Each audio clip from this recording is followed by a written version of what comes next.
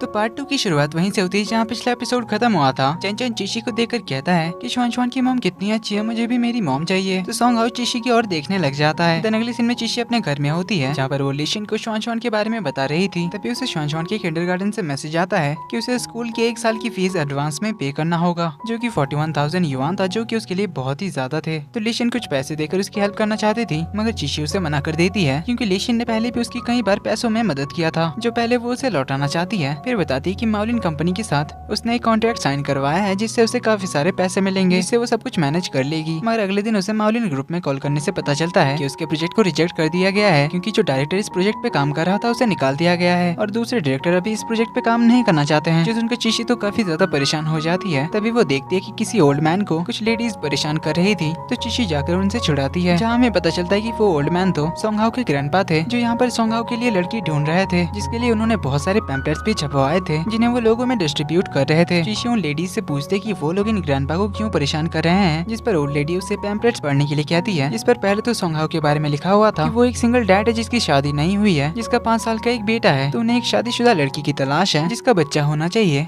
और ग्रैंडपा से यही कंडीशन रखे थे सॉन्ग हाउ ने, ताकि ग्रैंडपा ऐसी किसी लड़की को ढूंढ ही ना पाए, और अगर ढूंढ भी लेते हैं तो वो लड़कियां खुद ही मना कर देंगी। तो चिशी उन लेडीज को बड़े प्यार से समझाती है, तो उसकी बातें सुनकर वो लेडीज तो चिशी के साथ उनके बेटों की शादी कराने की बात करने लग जाती है। तो चिशी बताती है कि उसकी एक 5 साल की बेटी है, जो सुनकर वो लेडीज यहाँ से कट लेती है। देन चिशी ग्रैंडपा के साथ बात करते हुए जा रही थी, जहाँ पर ग्रैंडपा उससे पूछते हैं कि वो सिंगल है या फिर उसकी शादी हो चुकी है। चिशी को जवाब देती है, इससे पहले उसे एक कॉल आ जाती है उसकी कंपनी से, तो उसके बॉस उसे जल्दी से कंपनी आने के लिए कहते हैं दूसरे प्रोजेक्ट पे काम करने के लिए। तो चिशी उन्हें कहती कि उसने काफी ज्यादा मेहनत की है माउलिन कंपनी के साथ कॉन्ट्रैक्ट साइन कराने में, तो वो इतनी जल्दी हार नहीं मानेगी। अब ग्रैंडपा ठहरे माउलिन कंपनी के चेयरमैन, तो वो चिशी से पूछते हैं कि क्या उसे कॉन्ट्रैक्ट साइन में कोई हेल्प चाहिए, क्योंकि उनकी माउलिन ग्रुप में पहचान है, तो वो उसकी हेल्प कर सकते हैं। चिशी तो उन्हें मना कर रही होती है, मगर ग्रैंडपा उसे सॉन्ग हाउ के सेक्रेटरी का नंबर देते हैं और एक जगह का एड्रेस लिख देते हैं जहाँ पर उसे आने के लिए कहते हैं, जहाँ उसकी ये प्रॉब्लम सॉल्व हो जाएगी। तो ग्रैंडपा सॉन्ग हाउ को चिशी से मिलाना चाहते थे, इसीलिए उन्होंने ऐसा किया। तो यहाँ से ग्रैंडपा चले जाते हैं सॉन्ग हाउ से मिलने के लिए, जहाँ उसे बताते हैं कि उन्हें वो लड़की मिल चुकी है जैसी सॉन्ग हाउ ने बताई थी, और सॉन्ग हाउ को कल उसे मिलना होगा क्योंकि कल उनके माउलिन कंपनी का 50वां एनिवर्सरी था। अब ग्रैंडपा की बातों को सॉन्ग हाउ मना नहीं कर पाता, तो उनके जाने के बाद सेक्रेटरी आकर बताता है कि उसने उस ब्रोश के बारे में पता लगा लिया है। तो सॉन्ग हाउ ने उसे उस ब्रोश के बारे में पता लगाने के लिए कहा था, क्योंकि उसके हिसाब से तो पूरी दुनिया में सिर्फ ऐसा एक ही है। मगर सेक्रेटरी बताता है कि ऐसा ब्रोश दुनिया में सिर्फ 2 ही है, जिन्हें न्यूबॉर्न बेबीज को ब्लेसिंग्स देने के लिए बनाया गया था। जिससे सॉन्ग हाउ कुछ सोच में होता है और सीन यहाँ पर कट होकर अगले दिन पार्टी का सीन दिखाया जाता है, जहाँ बहुत बड़े बड़े कंपनीज के सीईओ और प्रेसिडेंट्स आए हुए थे, जिसमें से लूसी नाम की एक लड़की थी जो टोंग ग्रुप की प्रेसिडेंट थी, और इसी के साथ सॉन्ग हाउ के रिलेशन का रूमर फैला हुआ था। तो कुछ देर में सॉन्ग हाउ भी चंचन के साथ पहुंच जाता है, जहाँ उसे कुछ इंपॉर्टेंट लोगों से बात करने जाना था, इसीलिए वो चंचन को सेक्रेटरी के पास जाने के लिए कहता है, मगर सेक्रेटरी को एक कॉल आता है तो वो बाहर चला जाता है। तो चंचन आराम से यहाँ पर घूम रहा होता है कि तभी कुछ लड़कियां उसे आकर बात करने लग जाती है, जो उसे उसके डैडी के साथ मिलाने की बात कर रही थी। वहीं तो चिशी भी श्वान को लेकर यहाँ पर पहुंच गई थी, तो सेक्रेटरी उसे ही अंदर लाने के लिए जाता है, लेकिन अंदर पार्टी चल रही थी, इसीलिए वो श्वान को किड्स एरिया में छोड़कर आने के लिए कहता है, जहाँ पर फुल सिक्योरिटी थी, इसीलिए चिशी इसके लिए मान जाती है, लेकिन उसे थोड़ी सी घबराहट सी हो रही थी। तो वो श्वान से प्रॉमिस लेती है कि वो अपना ध्यान रखेगी। इधर लूसी चंचन के पास आकर उन लड़कियों को भगा देती है और चंचन से खुद की सेटिंग करने लग जाती है। फिर चंचन उसे कहता है कि मेरे पापा कभी भी आपको पसंद नहीं करेंगे, और मेरी मॉम बनने के बारे में तो आप भूल ही जाइए, क्योंकि पापा जल्दी ही मेरी मॉम को वापस लेकर आएंगे। ये कहकर वो चला जाता है, मगर लूसी अब भी सॉन्ग हाउ के पीछे ही पड़ी होती है। तभी सेक्रेटरी आकर उसे बताता है कि ग्रैंडपा ने आपको जिससे मिलने के लिए कहा था वो आ गई है। तो सॉन्ग हाउ उसे कहता है कि उसे थोड़ी देर वेट करने के लिए कहो, मैं मीटिंग खत्म करके आ रहा हूँ। तभी सॉन्ग हाउ को एक कॉल आता है, तो वो बात करने के लिए चला जाता है। अब लूसी ने भी सुन लिया था कि ग्रैंडपा के कहने पर कोई लड़की सॉन्ग हाउ से मिलने के लिए आई है, इसलिए वो उसे ढूंढने के लिए बाहर जाती है, जहाँ पर वो चिशी को ब्लैक सूट में देखकर उसे वेट्रेस समझ लेती है, क्योंकि वहाँ की वेट्रेस ने भी वैसे ही कपड़े पहने हुए थे। तो वो उसे वेट्रेस कहकर अपने वाइन का ग्लास पकड़ाने जाती है, पर इस चक्कर में वो उस पर वाइन गिराकर चली जाती है। तभी सेक्रेटरी आता है, तो वो चिशी को कपड़े साफ करने के लिए रेस्टरूम ले जाता है, जहाँ की वॉशरूम में सॉन्ग हाउ ऑलरेडी किसी से फोन पर बात कर रहा था। वहीं इधर बेडरूम में चिशी कपड़े साफ करने के लिए सूट उतारती है और अपने शर्ट के दाग वगैरह साफ कर रही होती है। तभी बाथरूम से सॉन्ग हाउ बाहर आ जाता है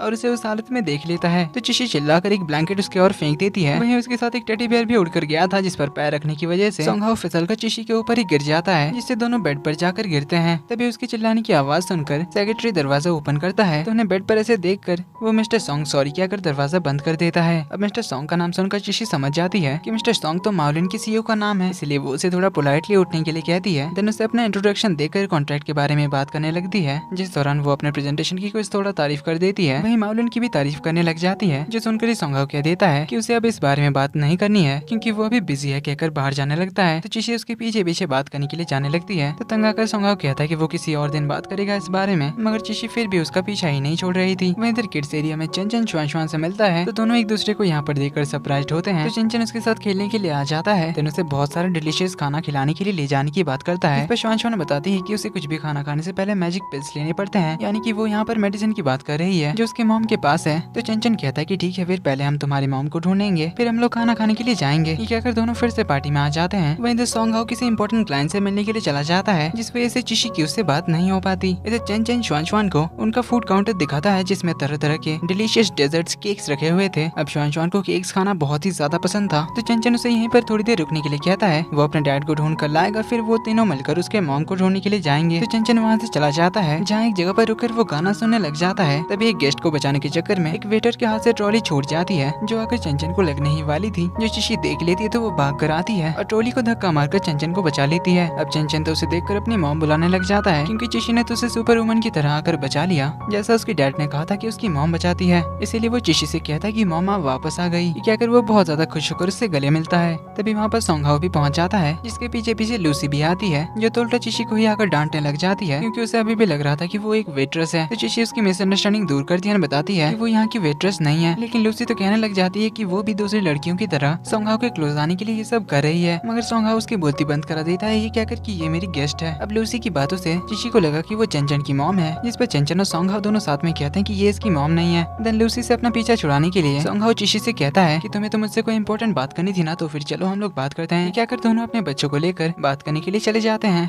जहाँ पर सोंगहाओ तो बस चिशी को ही देखे जा रहा था, जबकि चिशी तो उसे कॉन्ट्रैक्ट के बारे में बता रही होती है। वहीं दोनों बच्चे मस्त खेलने में बिजी होते हैं। तो चंचन को इस तरह खुश देखकर सोंगहाओ को काफी अच्छा लगता है। तभी ग्रैंडपा यहाँ पर आ जाते हैं, जो शुआनशुआन को देखकर पूछते हैं कि क्या ये तुम्हारी बेटी है। तो चिशी उनसे शुआनशुआन का इंट्रो कराती है। वो चिशी के साथ बात कर ही रही होती है। इसी बीच ग्रैंडपा सोंगहाओ से कहते हैं कि चिशी तुम्हारे लिए परफेक्ट है, इसलिए तुम इस बार मना नहीं कर सकते। तभी शुआनशुआन को नींद आ रही होती है, तो वो अपनी मम्मा से घर जाने की बात करती है। तो ग्रैंडपा सोंगहाओ से उन्हें घर ड्रॉप करने के लिए कहते हैं। इसके लिए सोंगहाओ तो मान जाता है। तो शुआनशुआन कार में सो गई थी। तो सोंगहाओ चिशी से पूछता है कि क्या वो सिंगल मदर है। तो चिशी उसे बता देती है। इस पर सोंगहाओ कहता है कि क्या तुमने कभी सोचा है कि अगर तुम्हें अकेले शुआनशुआन की जिम्मेदारी उठानी ना पड़ती तो तुम्हारी जिंदगी कितनी आसान होती। इस पर चिशी कहती है कि उसने इस बारे में कभी नहीं सोचा, क्योंकि शुआनशुआन ही उसके लिए सब कुछ है, जिसके लिए वो सब कुछ कर सकती है। तभी ध्यान ना होने की वजह से सोंगहाओ एक स्कूटी को ठोकने वाला होता है, बट लकीली वो टाइम पे ब्रेक मार देता है। तो दोनों एक साथ शुआनशुआन को देखने के लिए पीछे मुड़ते हैं, जो बिल्कुल सही सलामत थी। वो नींद से भी नहीं जागी थी, जो देखकर दोनों को चैन आता है। तो यहाँ पर दोनों का आई कांटेक्ट होता है। तो सोंगहाओ से सॉरी कहता है। देन वो उन दोनों को घर ड्रॉप कर देता है, जहाँ चिशी शुआनशुआन को लेकर अंदर जा रही होती है। तभी सोंगहाओ से रोककर अपना ब्लेजर शुआनशुआन पे उड़ा देता है, क्योंकि बाहर अभी ठंडी थी। तो चिशी सोंगहाओ से कॉन्ट्रैक्ट के बारे में बात करने चाहती है। इस पर सोंगहाओ से कहता है कि हम इस बारे में कल बात करेंगे, इसलिए वो लोग कल की एक मीटिंग रखते हैं। दिन घर आकर सोंगहाओ ग्रैंडपा से कहता है कि वो कल चिशी और शुआनशुआन को घर पे खाने पे इनवाइट करना चाहता है। ये वो काफी स्माइल करते हुए ग्रैंडपा को बताता है, जिस पर ग्रैंडपा समझ जाते हैं कि वो इस बार सच में सीरियस है, इसीलिए वो तो सुबह का भी वेट नहीं करते और चिशी को कॉल करके डिनर पे इनवाइट कर लेते हैं। चिशी बताती है कि उसकी तो सोंगहाओ से मीटिंग है। इस पर ग्रैंडपा कहते हैं कि मीटिंग भी घर पर ही हो जाएगी। ये कहकर वो तो अपनी बात कंफर्म करके कॉल काट देते हैं। तो चिशी अपने आप से कहती है कि इसकी फैमिली इतनी अजीब क्यों है, लेकिन फिर भी वो अपने प्रोजेक्ट के लिए जाने का डिसाइड करती है, क्योंकि ये प्रोजेक्ट अगर सक्सेसफुल हो गया तो चिशी की कंपनी को बहुत बड़ा फायदा होगा, जिससे चिशी को काफी सारे पैसे मिलेंगे, जिससे वो शुआनशुआन का अच्छा हॉस्पिटल में इलाज करवा सकती है। वहीं इधर ग्रैंडपा तो रात से ही खाना वाना बनाने की तैयारी करने लग जाते हैं और घर के सारे स्टाफ्स को बताने लग जाते हैं कि कल हमारे घर में एक स्पेशल गेस्ट आ रही है, जो हमारी चंचन की मम्मा भी हो सकती है। अब चंचन तो उनकी बातें सुन लेता है, जिससे उसे लगता है कि शायद ग्रैंडपा उसके लिए स्टेप मॉम ढूंढ रहे हैं, इसीलिए वो कल अपने एक पार्टनर को कॉल करके बुलाता है उस गेस्ट को भगाने के लिए। मगर इसे तो पता ही नहीं था कि वो चिशी ही आने वाली है, लेकिन उसका वो पार्टनर कौन है जानेंगे हम अगले पार्ट में। और आखिर जब वो सभी साथ में होंगे तो क्या क्या हंगामे होंगे देखेंगे हम अगले एपिसोड में। वीडियो पसंद आई तो वीडियो को लाइक कर देना, चैनल पर पहली बार आए तो do subscribe and hit the bell icon, ताकि आगे आने वाली पार्ट्स आपसे मिस ना हो। तो मिलते हैं अगले वीडियो में, तब तक के लिए take care and bye bye.